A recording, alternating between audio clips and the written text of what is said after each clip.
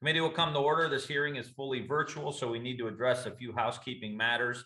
Members are responsible for muting and unmuting themselves for the purposes of eliminating inadvertent background noise. The chair or staff designated by the chair may mute participants' microphones when they are not under recognition. If I notice when you are recognized that you have not unmuted yourself, I will ask you if you would like the staff to unmute you. If you indicate approval by nodding, staff will unmute your microphone. We will begin with the chair and ranking members, then members present at the time the hearing is called to order will be recognized in order of seniority.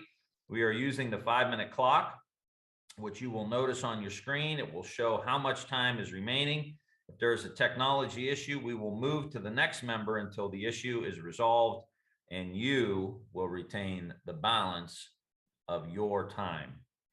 Finally, in regard to adding extraneous or additional material to the record, per House rules, we have set up an email address where members can send anything they wish to submit for the record after seeking recognition for its inclusion.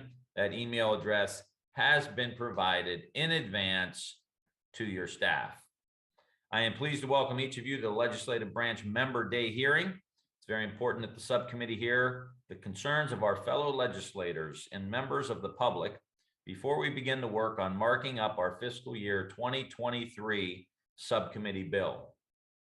We hope you are pleased with the progress that we have made and the progress we made last year on issues raised in the past concerning staff retention, salaries, interns, and capital complex security initiatives.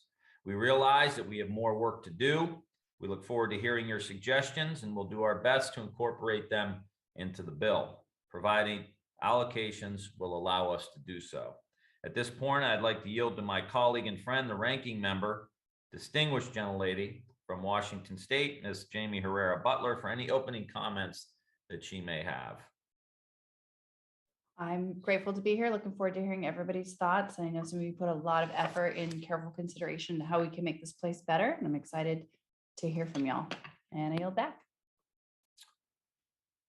Great, thank the gentlelady. I'm pleased to welcome both the chair and the ranking member of the Select Committee on Modernization, Mr. Kilmer, a fellow appropriator, and Mr. Timmons, as our first two witnesses today.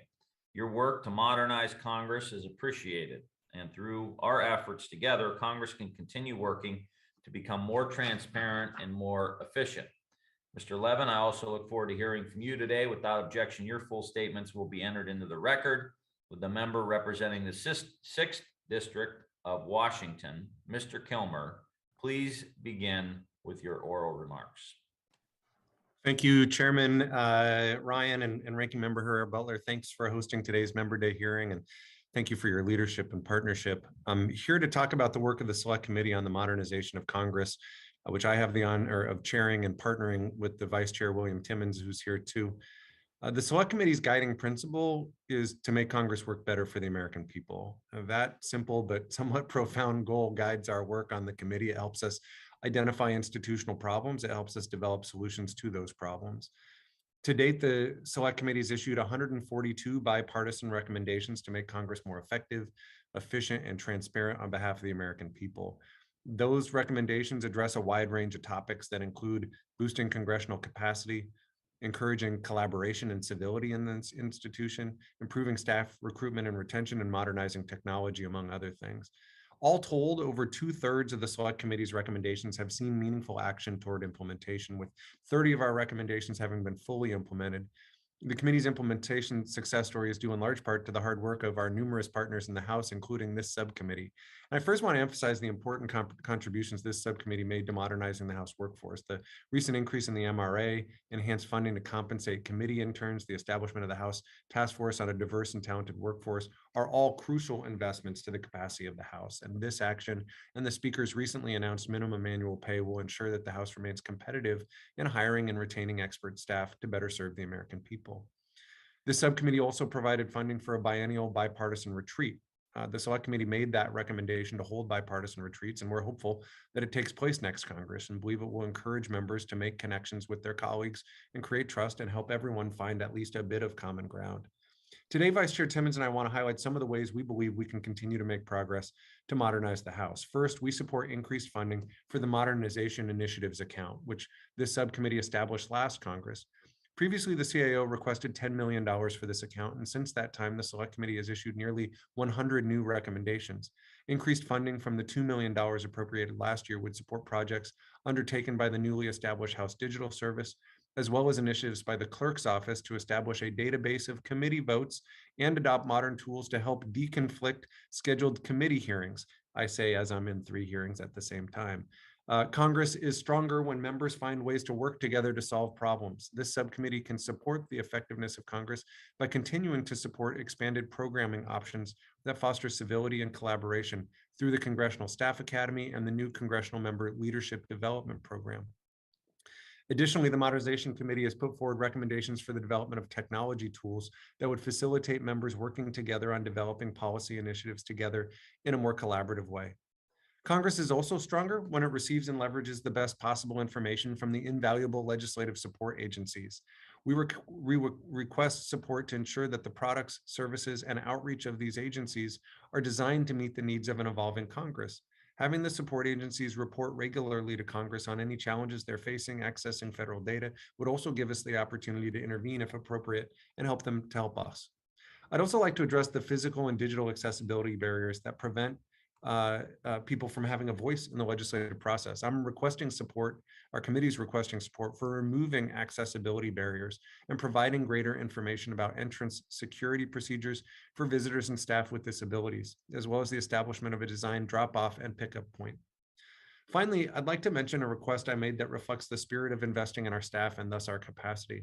I'm requesting that this subcommittee look at the authority of the Student Loan Repayment Program and consider opportunities to open the program to payments of tuition as well as loan repayment. Tuition assistance programs are widely available in the private sector and in federal agencies, and a House program would help us both keep expert staff here longer and actually help us develop staff expertise during their employment in the House. Making Congress work better for the American people is a worthwhile investment. And on behalf of the Select Committee on Modernization, I appreciate your consideration of these requests. I'm happy to provide any additional information to support your work. And again, thank you for the opportunity to speak before the subcommittee today. Thank you, Mr. Kilmer. Appreciate that. We appreciate all your good work too. And I'm very excited about what you guys have been able to present to us and others here in Congress over the last couple of years. I think it's really, really important. And I think some of the ideas you're putting forth this year are really important as well. So big thanks to you. Let's continue to try to see what we can do together. Mr. Timmons, you're up. Thank you, Mr. Chairman. Chairman Ryan, Ranking Member Butler, thank you for hosting today's member hearing, and thank you for your leadership. You all really have been so critical in implementing a lot of the recommendations that the Select Committee has made. And we're just very thankful for your willingness to work together to really improve this place and heal this institution. We've made a lot of progress over the last 3.5 years, and we've got 7 more months, and we're going to be sprinting through the finish line. I'm here today to talk about some of the recommendations the Select Committee has made to make Congress a more effective and efficient institution. I've really enjoyed serving with the Vice Chairman. Kilmer and I have become close friends and partners, and we've made a lot of progress, but as I said, we have more work to do. I'm proud of what we've accomplished since the inception of this Select Committee in the 116th Congress. We've proven that it is possible for members from both sides of the aisle to sit down together, engage in challenging but productive discussions, listen and learn from one another, and ultimately find bipartisan solutions to the challenges that we all face. I also want to highlight your subcommittee's leadership in investing in the staff who make this place work. Expert staff ensure the House is able to carry out its Article 1 and oversight responsibilities. With the amount of money we send to the executive branch every year, it makes sense to make the small investment in staff to assist us in overseeing how that money is spent. Enhancing compensation for committee interns and the recent increase to the MRA send the message that we are building out our capacity to represent our constituents. And I just want to thank you for your work in that area. I also want to join the chairman in highlighting some of the Select Committee's recommendations that we think should be supported this year. A modern Congress is one that's well equipped to serve the American people, and we think that's worthy of continued support. I first want to underscore the importance of the Modernization Initiatives account. This flexible account is important to implementing initiatives to make the House more transparent and accessible. Enhanced funding may help support the clerk's office in providing committee staff with modern tools to help deconflict member schedules while we're in session. We've spent a lot of time talking about the calendar and the schedule, and we need more resources to really maximize our ability to deconflict our time on the Hill. So I think that's a very important area. We can do our best work when we're getting the best information possible from legislative support agencies. Providing the direction and support needed for the Library of Congress to produce nonpartisan summaries of bills before they receive votes would help us as members be informed when we vote. If support agencies are encountering challenges accessing the data they need to do their work, they should be directed to report regularly on these challenges and any actions Congress can take to support their efforts. These agencies also need to ensure their products, services, and outreach are designed to meet the needs of an evolving Congress. We're constantly changing, so should they. This subcommittee can also promote stability and bipartisan through report language. In particular, directing the architects of the Capitol to explore bipartisan co-working spaces for staff, along with encouraging the CAO to build out curricula centered on civility and collaboration as part of the congressional leadership and staff academies. This can help generate a more productive work environment. The request that the chair and I submitted to you last month advanced select committee recommendations that will make Congress work better for the American people. And I believe that's a worthy investment. I appreciate your consideration of these requests, and I'm happy to provide additional information to support your work. Again, thank you so much for the opportunity to speak with you today, and I appreciate your support in these endeavors. I yield back. Appreciate that, Mr. Timmons. We appreciate your contribution, and you guys work in such a great bipartisan way, which is very refreshing in this body. But you guys just finding the sweet spot, finding the things that you can agree on and move together, I think is very, very refreshing. And I know you have a commitment to reform and including in this institution. So we appreciate your contribution, how closely you work with Mr. Kilmer, and he has periodic spats of depression because he's a Seattle Seahawks fan, and we understand that. And so you're just gonna, I just want to give you the heads up in case you catch him on a bad Monday, which he has a lot of. Just I'll leave it at that. Mr. Levin, look forward to your remarks.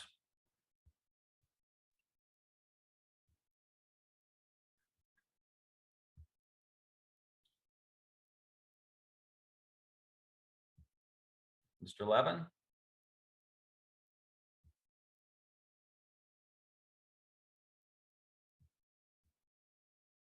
Ryan, is Mr. Levin with us?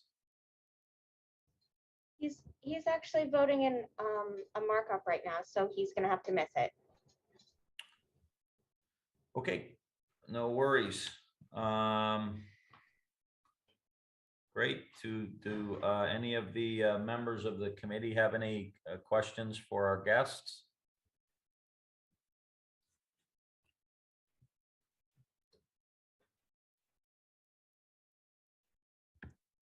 I have a question, Mr. Chairman. Yes, gentleman from Washington State. Thank you. And thank you, Mr. Kilmer and Mr. Timmons. Appreciate your being with us today, and so much appreciate your work. I was on the select committee for the 116th and truly believe it's an effort well worth it. As you remember, one of my focuses was improving civility. Maybe we've made some progress there, but there's still a lot of work to do in that area. And one of the things that I thought was a good result of some of the precautions taken during the pandemic was the allowing the use of the speaker's lobby for members' use only and not for members of the press. I thought it lent itself to greater opportunity for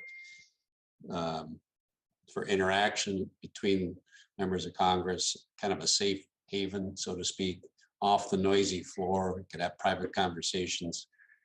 And I see that that's no longer the case. And I just wondered if there was any progress that we might expect there. And then as far as modernization is concerned, certainly some people advocate for remote voting, and maybe some of that could be considered proxy voting. And I just wanted to put my 2 cents worth in that continuing the proxy voting should not be part of a modernization effort. In fact, I don't think it lends itself to good governance, but just my opinion about that. And I hope we don't continue that practice. So any comments from either of you? I'd appreciate it.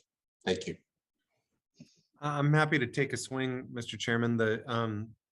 So first of all, Congressman Newhouse, we miss you on the Modernization Committee and appreciate your focus on civility and collaboration. Our We'll committee take you has- back. We'll Yeah. take you back if you want to come back. Would you? It's good to be wanted. Thank you. We have made a number of recommendations related to the use of space. And as you mentioned, one of our recommendations was to have space, whether it be, as you mentioned, the speaker's lobby or just someplace in proximity to the House floor that could be identified for Democrats and Republicans to engage one another, collaborate with one another outside of the eyes of the C-SPAN cameras and the press, where, you know, it would be valuable for members to be able to have discussions. That exists on the Senate side. That doesn't currently exist on the House side. As Vice Chair Timmons mentioned, we've also made a recommendation for to have some co-working space where if Congresswoman Herrera Butler's team and my team are working on legislation together or on appropriations requests together, that there may be an area where members could get together and collaborate. That's kind of with nobody getting a home field advantage necessarily, but just a place where folks can work together. Again, most modern workplaces have that kind of a co-working space. A lot of the executive branch agencies have that. Congress does not right now, and we've recommended that be something that gets a good look. Good. Thank you. I'll follow up with a couple of things. We were able to make recommendations regarding a separate budget for committees to have beginning of the year bipartisan dinners at the Library of Congress.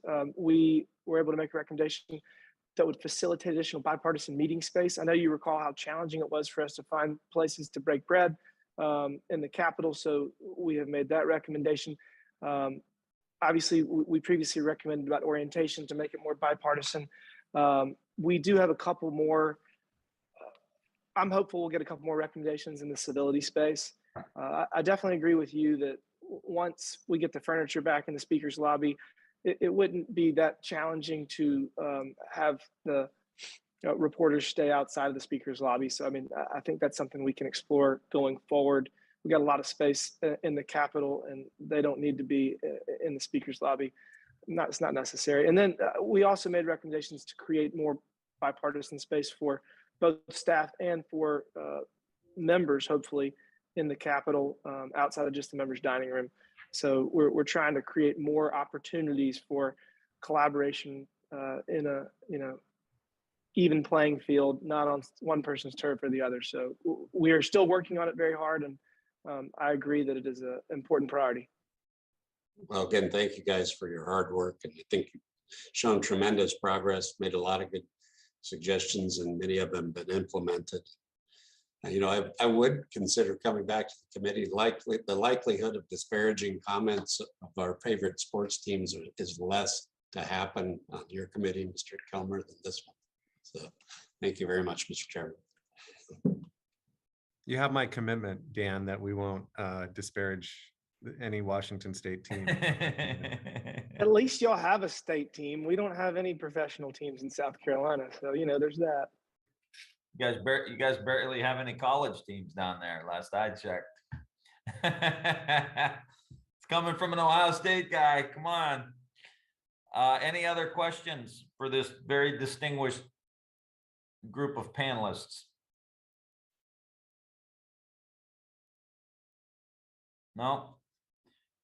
Great. Well, in all seriousness, you guys are great, and we really appreciate your recommendations, and you guys are digging into some issues that this committee just doesn't quite have the time for, which is the whole purpose of the Modernization Committee. And I think a lot of Americans would be very, very proud to see you guys working together like you are. So we appreciate it.